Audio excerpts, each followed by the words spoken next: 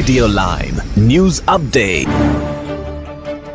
നമസ്കാരം, live news അപ്ഡേറ്റിലേക്ക് സ്വാഗതം. വാർത്തകളുമായി അരുൺ. ചൂടുള്ള കാലാവസ്ഥയും കായിക മത്സരങ്ങളും മൂലം ജൂണിൽ യുകെയിലെ റീറ്റെയിൽ വിപണിയിൽ വൻ കുതിച്ചുചാട്ടം ഉണ്ടായി. മെയ് മാസത്തിലെ കുത്തനെയുള്ള ഇടിവിന് ശേഷമാണ് ഈ കുതിപ്പ്. ചൂടുള്ള കാലാവസ്ഥയും കായിക മത്സരങ്ങളും ജനങ്ങളെ വൈദ്യുത ഫാനുകൾ, സ്പോർട്സ് ഉപകരണങ്ങൾ തുടങ്ങിയ ഇനങ്ങൾക്കായി കൂടുതൽ ചെലവഴിക്കാൻ പ്രേരിപ്പിച്ചു. ബ്രിട്ടീഷ് റീറ്റെയിൽ കൺസോർഷ്യം പുറത്തുവിട്ട റിപ്പോർട്ട് പ്രകാരം കഴിഞ്ഞ വർഷത്തെ അപേക്ഷിച്ച് ഈ വർഷം റീറ്റെയിൽ വിപണിയിൽ 3.1% കുതിച്ചുചാട്ടമാണ് ഉണ്ടായിരിക്കുന്നത്. മെയ് മാസത്തിൽ വിൽപ്പനയിൽ 2.7% കുത്തനെ ഇടിവുണ്ടായതായി BRC റിപ്പോർട്ടിൽ കാണാം. ഇതിനുശേഷമാണ് വിപണിയിൽ ഒരു തിരിച്ചുവരവുണ്ടായിരിക്കുന്നത്. സമ്പദ്വ്യവസ്ഥയിലുള്ള മാറ്റവും സൂപ്പർ മാർക്കറ്റുകളുടെ മോശം പ്രകടനങ്ങളുമാണ് ഇടിവിന് കാരണമെന്ന് അധികൃതർ ചൂണ്ടിക്കാട്ടുന്നു. ചൂടുള്ള കാലാവസ്ഥ, പ്രൊമോഷണൽ ഓഫറുകൾ, വിംബിൾഡൺ പോലുള്ള പരിപാടികളുടെ തുടക്കം എന്നിവ മാർക്കറ്റുകളെ വലിയ തോതിൽ സഹായിച്ചതായി BRC പറയുന്നു. ഭക്ഷ്യവിൽപ്പനയിൽ വർഷം തോറും 4.1% വർധന ഉണ്ടായിട്ടുണ്ട്.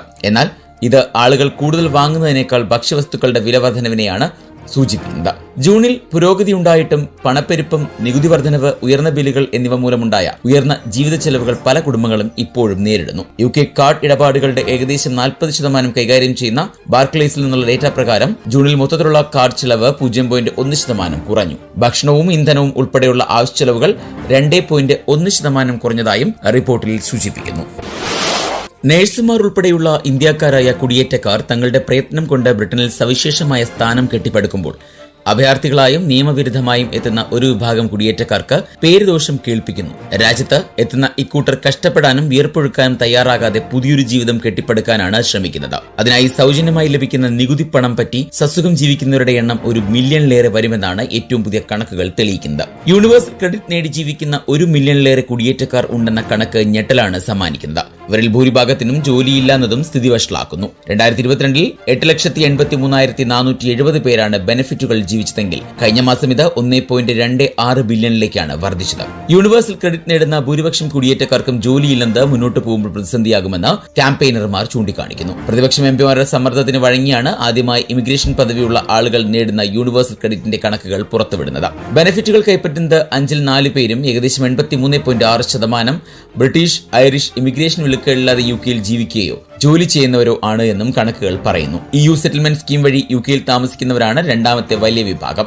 ഇൻഡെഫിനിറ്റ് ലീവ് ടു റിമൈൻ നേടിയ 2.7% പേരും ബെനിഫിറ്റ് കൈപ്പറ്റുന്നു. 1.5% അഭയാർത്ഥികളും ആനുകൂല്യങ്ങൾ ലഭിക്കുന്നുണ്ട് എന്നും പല റിപ്പോർട്ടുകളും സൂചിപ്പിക്കുന്നുണ്ട്.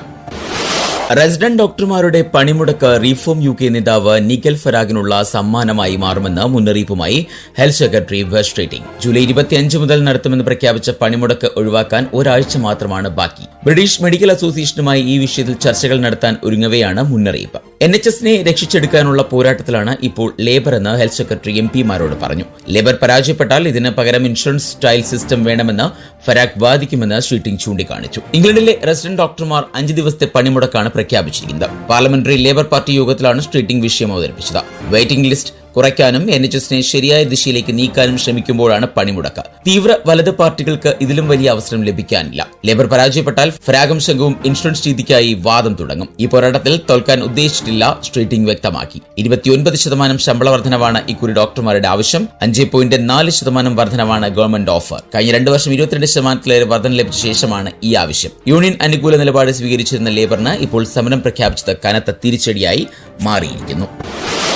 കിഴക്കൻ ലണ്ടനിൽ കാട്ടുതീ വ്യാപകമാകുന്നു. അതിനിടയിൽ ബ്രിട്ടന്റെ മറ്റു പല ഭാഗങ്ങളിലും പുതുതായി ഹൗസ് പൈപ്പ് നിരോധനം നിലവിൽ വന്നു. കഴിഞ്ഞ വാരാന്ത്യത്തിൽ ഇംഗ്ലണ്ടിലെ താപനില 33°C എത്തിയതിനു പിന്നാലെ എൻവയോൺമെന്റ് ഏജൻസി പടിഞ്ഞാറൻ മിഡ്ലാൻഡ്സിലും കിഴക്കൻ മിഡ്ലാൻഡ്സിലും ഔദ്യോഗികമായി വരൾച്ച പ്രഖ്യാപിച്ചിരിക്കുന്നു. കിഴക്കൻ ലണ്ടനിലെ പുൽത്തകിടികൾ ഉണങ്ങി തീപിടുത്തം തുടങ്ങിയതോടെ ജനജീവിതം ദുസ്സഹമായിരിക്കുന്നു. ഡഗൻഹാമിൽ കാട്ടുതീ പടർന്നതോടെ 20ഓളം ഫയർ എഞ്ചിനുകളാണ് എത്തിയത്. പ്രദേശവാസികളോട് ഒഴിഞ്ഞുപോകാൻ ആവശ്യപ്പെടുകയും ചെയ്തു. 8 ഏക്കറോളം വനമേഖലയാണ് അഗ്നിക്കിരയായി മാറിയത്. ക്ലെമൻസ് റോഡിനരികിൽ കുറ്റിച്ചെടികളിലും മരങ്ങളും വേലികളും ഗാർഡൻ ഫർണിച്ചറുമെല്ലാം അഗ്നിക്കിരയാകുന്നത് കാണാമായിരുന്നു. പുകയിൽ നിന്നും രക്ഷപ്പെടാൻ വീടിന്റെ വാതിലുകളും ജനലുകളുമൊക്കെ അടച്ചുവെക്കാൻ സമീപവാസികളോട് അഗ്നിശമന സേനാംഗങ്ങൾ ആവശ്യപ്പെടുന്നുണ്ടായിരുന്നു. അതിനിടയിലാണ് നാഷണൽ ഡ്രോട്ട് ഗ്രൂപ്പ് ഇന്നലെ രാവിലെ യോഗം ചേർന്ന് സ്ഥിതിഗതികൾ വിലയിരുത്തി പടിഞ്ഞാറൻ മിഡ്ലാൻഡ്സും കിഴക്കൻ മിഡ്ലാൻഡ്സും വരൾച്ച ബാധിത പ്രദേശങ്ങളായി ഔദ്യോഗികമായി പ്രഖ്യാപിച്ചത്. വെള്ളം സൂക്ഷിച്ചുപയോഗിക്കാനും പ്രാദേശികമായുള്ള നിയന്ത്രണങ്ങൾ കർശനമായി പാലിക്കാനും ഇംഗ്ലണ്ടിലെ ജനങ്ങൾക്ക് നിർദ്ദേശം നൽകിയിട്ടുമുണ്ട്. അതിനിടയിലാണ് ഇംഗ്ലണ്ടിലെ ഭൂരിഭാഗം പ്രദേശങ്ങളിലും ഈ വേനലിൽ ഹൗസ് പൈപ്പ് നിരോധനം നിലവിൽ വരുമെന്ന റിപ്പോർട്ടുകളും പുറത്തുവരുന്നത്. ഇതിനോടൊപ്പം തന്നെ 3 ജലവിതരണ കമ്പനികൾ ഹൗസ് പൈപ്പ് നിരോധനം പ്രഖ്യാപിച്ചു കഴിഞ്ഞു. വരും ആഴ്ചകളിൽ കൂടുതൽ പ്രദേശങ്ങളിലേക്ക് ഇത് വ്യാപിപ്പിക്കുമെന്നാണ് കരുതപ്പെടുന്നത്. ഇനി നാട്ടിലെ വാർത്തകൾ. യമനിൽ വധശിക്ഷയ്ക്ക് വിധിക്കപ്പെട്ട നിമിഷപ്രിയയുടെ ശിക്ഷ നടപ്പാക്കുന്നത് നീട്ടിവെച്ചുവെന്ന വിവരം ആശ്വാസജനകവും പ്രതീക്ഷാ നിർഭരവുമാണെന്ന് മുഖ്യമന്ത്രി പിണറായി വിജയൻ. ശിക്ഷാവിധിയിൽ നിന്ന് മുക്തി നേടാനുള്ള കൂടുതൽ സമയമാണ് ഇതിലൂടെ നിമിഷയ്ക്ക് ലഭിച്ചിരിക്കുന്നത്. ഇങ്ങനെ ഒരു തീരുമാനത്തിലേക്ക് നയിച്ചത് കാന്തപുരം AP അബൂബക്കർ മുസ്ലിയാരുടെ മുൻകൈയും ഇടപെടലുമാണ്. മനുഷ്യത്വവും സഹോദരവും തുളുമ്പുന്ന സുമനസ്സുകളുടെ അക്ഷീണ പ്രയത്നത്തിന്റെ ഫലമാണ് ഈ തീരുമാനം. കാന്തപുരത്തെയും നിമിഷപ്രിയയ്ക്ക് നീതി ലഭിക്കുന്നതിന് വേണ്ടി പരിശ്രമിക്കുന്ന ആക്ഷൻ കൌൺസിൽ ഉൾപ്പെടെയുള്ള എല്ലാവരെയും അഭിനന്ദിക്കുന്നു. എല്ലാവരുടെയും പ്രതീക്ഷയും ശ്രമങ്ങളും എത്രയും വേഗം പൂർണ്ണ വിജയത്തിൽ എത്തട്ടെ എന്ന് ആഗ്രഹിക്കുന്നതായും മുഖ്യമന്ത്രി കൂട്ടിച്ചേർത്തു.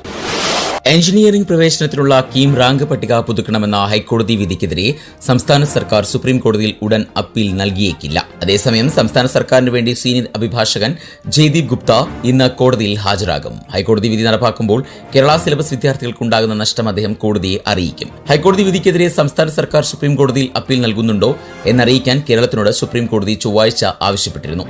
അപ്പീൽ നൽകിയാലും ഈ വർഷത്തെ പ്രവേശനത്തിൽ കോടതി ഇടപെടലിന് സാധ്യത കുറവാണ് എന്ന വിലയിരുത്തലാണ് സംസ്ഥാന സർക്കാരിന് ഉള്ളത്. ഈ സാഹചര്യത്തിലാണ് അപ്പീൽ ഉടൻ നൽകേണ്ടതില്ല എന്ന തീരുമാനത്തിലേക്ക് സംസ്ഥാന സർക്കാർ എത്തിയിരിക്കുന്നത്. അതേസമയം ഹൈക്കോടതി വിധി മൂലം കേരള സിലബസ് വിദ്യാർത്ഥികൾക്കുണ്ടാകുന്ന നഷ്ടം കേരളം ഹൈക്കോടതിയെ അറിയിക്കും. പ്രാഥമികമായി ഈ വാദം കോടതി അംഗീകരിച്ചാൽ സംസ്ഥാനം തുടർ നടപടികൾ സ്വീകരിക്കുമെന്നും സർക്കാർ വൃത്തങ്ങൾ അറിയിച്ചു. എഞ്ചിനീയറിംഗ് പ്രവേശന നടപടികൾ ഓഗസ്റ്റ് 14 പൂർത്തിയാക്കേണ്ടതുണ്ട്. കേസിലെ വാദം കേൾക്കാൻ നീണ്ടുപോയാൽ പ്രവേശന നടപടികൾ അവതാളത്തിലാകും. അതുകൂടി കണക്കിലെടുത്ത് കൊണ്ടാണ് അപ്പീൽ ഉടൻ വേണ്ടെന്ന നിലപാടിൽ സംസ്ഥാന സർക്കാർ എത്തിയത്. ജസ്റ്റിസുമാരായ PS നരസിംഹ, AS ചന്ദുക്കർ എന്നിവർ അടങ്ങിയ സുപ്രീം കോടതി ബെഞ്ചാണ് ഹർജി പരിഗണിക്കുന്നത്.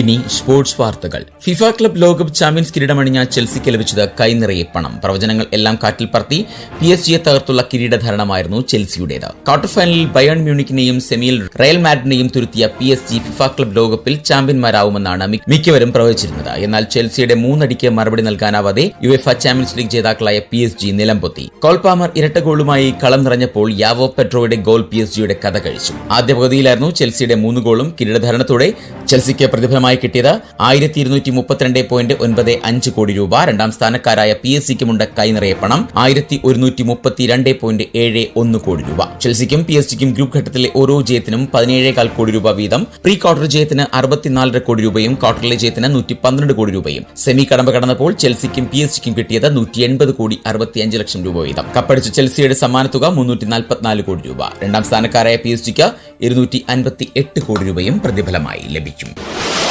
114.88 ഇന്ത്യൻ രൂപയാണ് ഇന്നത്തെ പൗണ്ട് വിനിമയ നിരക്ക്. ഇതോടെ ഇന്നത്തെ വാർത്താ ബുള്ളറ്റിൻ പൂർണ്ണമാകുന്നു. അടുത്ത ബുള്ളറ്റിനുമായി വരും മണിക്കൂറുകളിൽ കേട്ടുമുട്ടാം. നന്ദി, നമസ്കാരം.